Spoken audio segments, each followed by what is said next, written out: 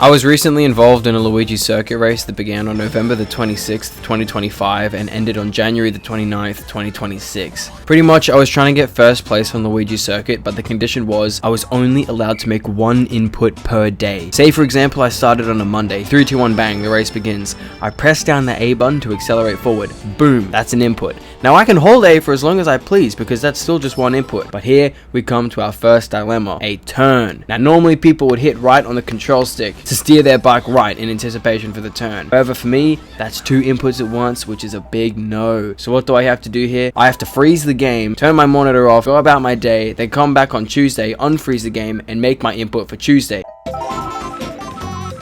Now why did I barely go anywhere on Tuesday? All I can do to make this first turn is to smash the control stick to the right and try to put my bike in a favorable spot for the next day. All the while, I'm trying to do this as fast as I possibly can so I can carry with me as much speed from the previous day as possible. Now imagine I've pulled a shroom from the first item box. Even something as basic as using a shroom is a multiple day endeavor. First, I need to spend an entire day just pressing L to activate the shroom. So there goes Wednesday. And from there, I'll need the next day just to use the control stick to steer my bike back onto the road and away from the grass. So there goes Thursday. And Friday, I'll need to re-press the A button because obviously I can't be holding A during any of the last 2 days or that would be cheating. See how a whole week flew by and we've done absolutely all? I basically just have to repeat bullshit like this until I win and pray the Mario Kart gods bless me up, which shouldn't be a problem because God knows I only play first party. Hopefully this challenge is making a bit more sense to you now. Anyways, a few more things real quick. CPUs are on easy, transmission is on automatic/hybrid because drifting is literally impossible with single inputs. Items are on balanced and we're playing 150cc. Now for my character, there were a few things to consider. I was possibly going to go funky or daisy just for the speed stat, but once I realized I'm not going to be going very fast or very straight for very long, it kind of just fell apart, especially since I'm not able to perform the turbo start. These two just don't really make any sense to me. So I guess it's a good idea to find someone with high acceleration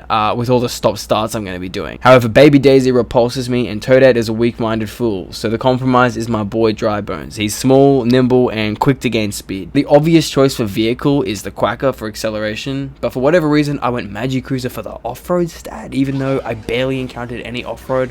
But whatever, it's more about my driving and decision making than anything else. So finally, on Wednesday the 26th of November 2025, I embarked on the longest Luigi Circuit race ever.